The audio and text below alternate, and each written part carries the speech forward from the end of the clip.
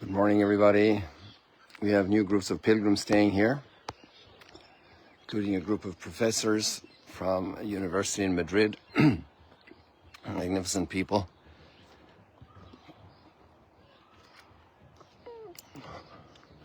I want to combine a couple of thoughts this morning because of conversations held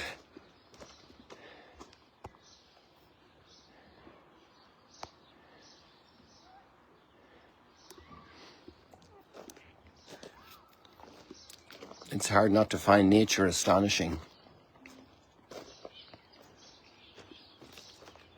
And just the sheer tininess of all of us in that respect. And yet the incredible greatness every human being has. By the way, today is Memorial Day, and I was trying to remember why I came in this direction. And here's a memorial of a fallen soldier. He was actually from a family that lived here on this property.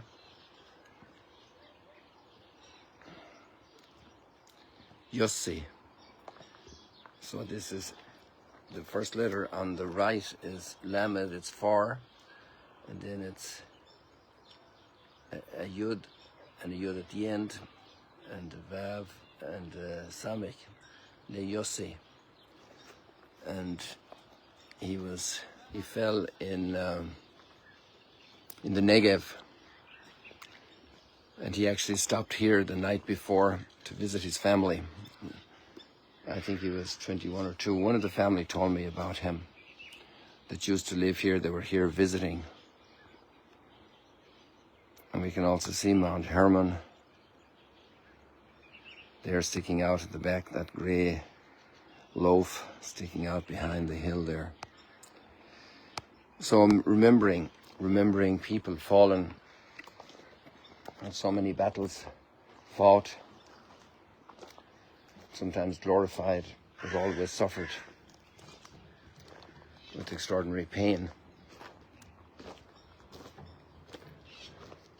The reality of the human being on this earth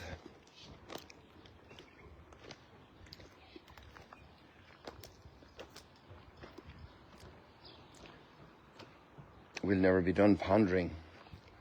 And I want to start off with another idea. And it's the largest galaxy ever discovered. Do you know how many stars it has? Even if I tell you the number, I think our mind can't wrap around it. It's over 100 trillion stars.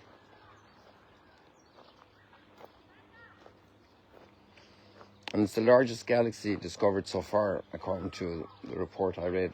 I read this a few weeks ago, where it came up in conversation last evening as well with some of the people from the university. The incredible human ability to be able to discover a galaxy like that was never discovered before. And our amazing ability to actually count the stars to the level of 100 trillion. That's just crazy. And that little child is over there screaming. I don't know if you pick it up on the microphone at the end of that little jetty. And we scream and we shout. And we take ourselves so seriously. But the amazing thing is that there's a great portion of truth in that seriousness with which we take ourselves, because we are very seriously thought about, even by the God who created that galaxy. And that's the fascinating thing. It's absolutely mind-blowing. I think it's fair to use the word mind-blowing in that expression in America. I'm not sure, I imagine it's originally American, I don't know. It's kind of an American-sounding expression. Mind-blowing. It just shatters the dimensions in which we normally move.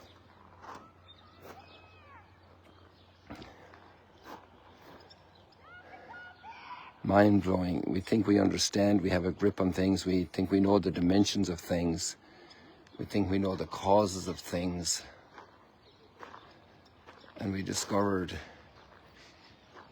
new dimensions and new parameters and new dynamics that really make the others so small, so tiny, so petty. And we're kind of oscillating between that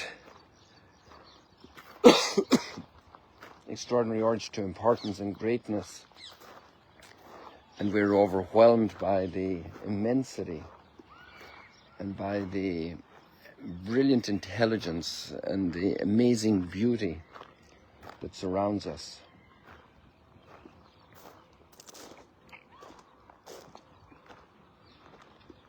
And our sun that's rising there, very pale this morning because of a little atmospheric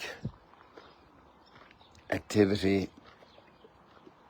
that doesn't let the light run straight to us without some diffusion. It's been traveling for 8 minutes to get from the sun to here, 93 million miles away. And it's a small sun compared to many of the other suns that are out there in our world. And we're all traveling with such intensity and such speed and such importance and such urgency and such purpose because we're getting an ice cream. Or we're listening to some news report. And other people are in our way because our parameters are being disturbed by their presence. The amazing thing is that this God of the universe, the creator, that also is so admired with incredible astonishment in Genesis,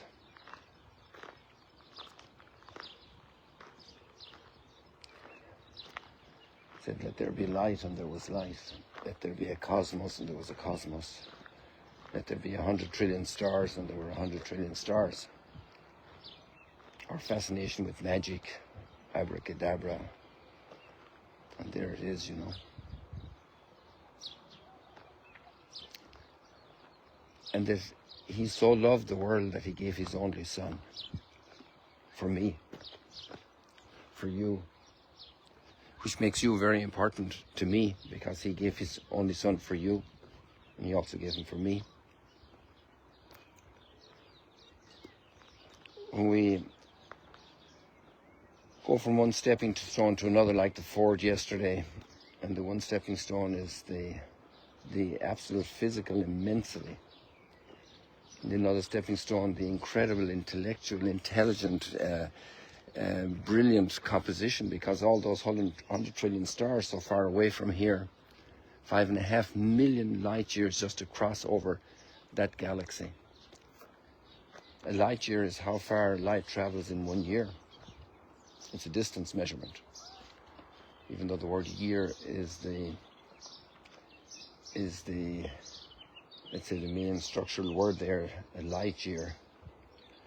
It's a distance that light travels in a year, and it takes 8 minutes to get to the sun, or from the sun to here.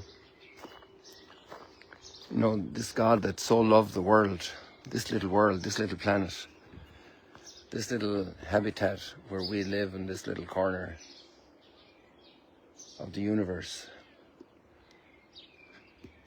with our little Mississippis and our little Ganges and our Nile. Who are we? And that's one of the Psalms, right?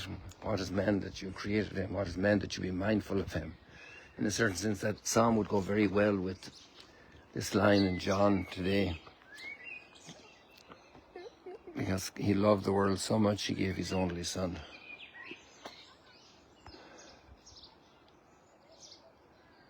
For us and for our salvation, he came down from heaven to earth. He emptied himself and became like a slave in one of us.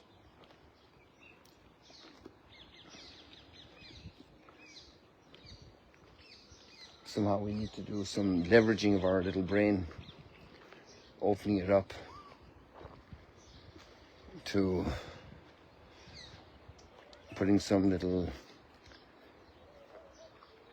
floodlight on it, on reality, so that we wake up and we get out of our little bubbles of selfishness, and we think we're the total measure of everything. And in a way we are, because God made it for us. The purpose of his creation is for us. The purpose of his mystery of redemption is for us. An atheistic, agnostic, materialistic world can't tolerate that thought.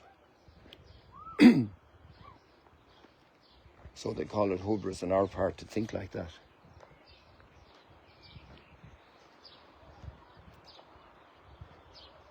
Who are we? And then we have the nerve to stop God doing his stuff. And he puts up with us, and he lets us exercise that brutal control over others and persecution.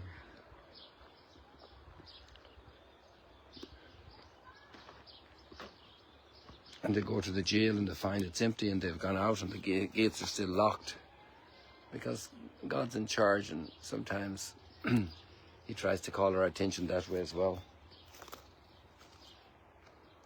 But they'll still go ahead and arrest them. But then on the positive side, then you have those disciples who overcome their own fears, because if they're freed from the jail because they know how much God loves them, now they can do what he wants, and they can go back to the temple and pray.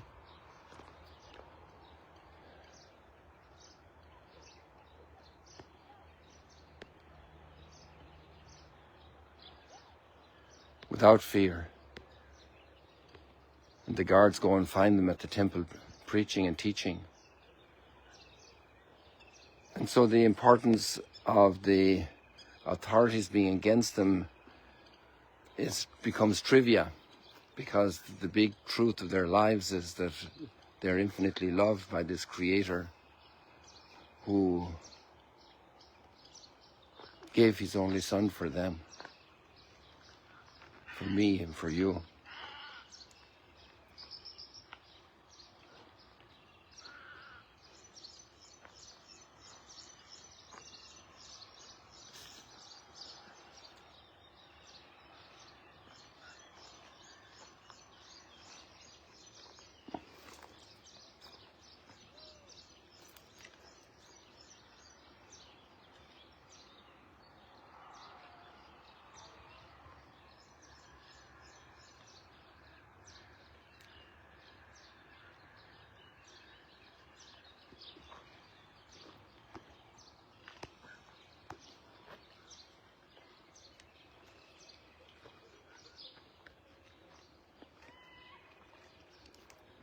What an amazing mystery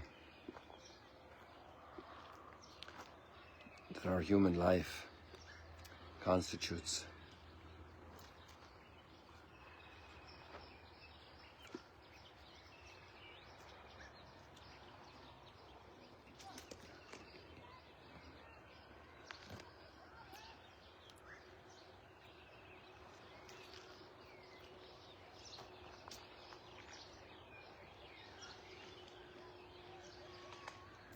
Mystery of life,